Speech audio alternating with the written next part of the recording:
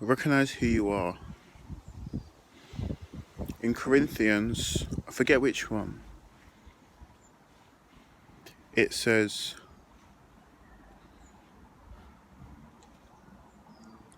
do not seek the seen, seek what is unseen, for what is seen is temporary, and what is unseen is eternal. We all have an unseen energy inside us. Our consciousness is like this emptiness. In Buddhism, they call it emptiness. And apparently we're all emptiness. That's one concept. It's only a concept. But what about if you genuinely experienced this concept? That everything is consciousness.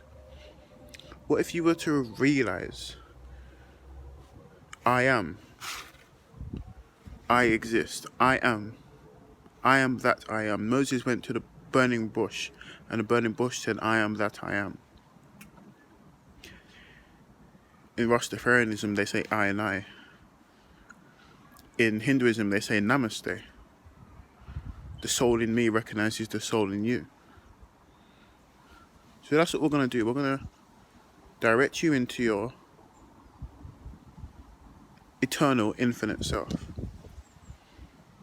That begins with a simple, deep breath. Breathe in and out in your own time. Ready? 3, 2, 1.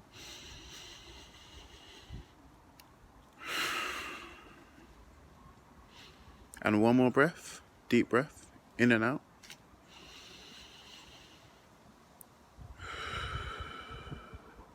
Now you can do me a favor, and I'm going to ask you a question, and I want you to investigate the answer.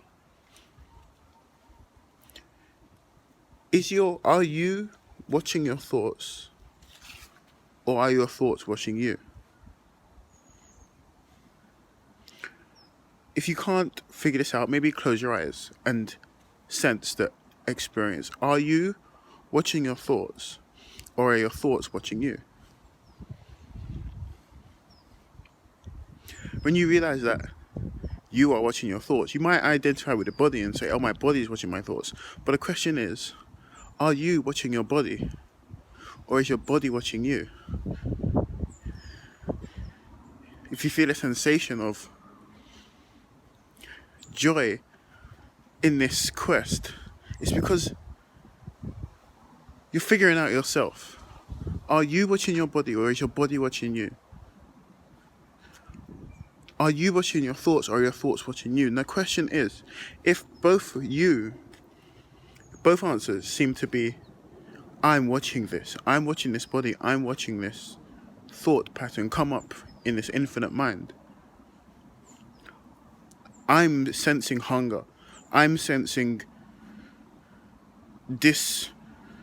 unsettlement. I'm sensing grief. I'm sensing anger. But who is the me that is sensing? If you can't find it, don't worry, you're in a good place. Because it is the unseen, your consciousness. So the question is, what happens when you divert your attention to that which is seeing everything? Through your eyes, you might be looking at a screen,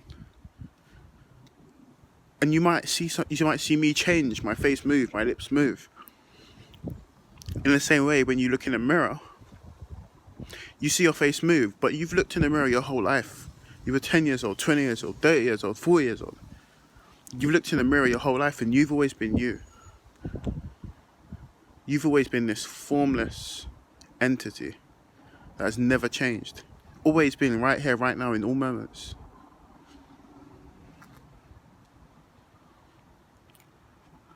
Turn your attention 180 degrees, a complete full turn, and see the unseen. Experience it, live in it.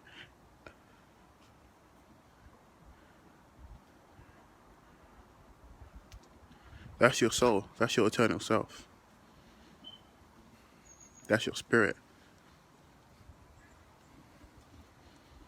Isn't it nice to know that we have a spirit? Isn't it nice to know that it is boundless, endless? There is nowhere you can say it begins or no way you can say it ends. If you close your eyes and you let your thoughts pass by, you're watching your thoughts. You as this infinite consciousness that's untouchable. It never gets angry. It never feels pain. It's always watching. It's always aware of it. You are that infinite awareness.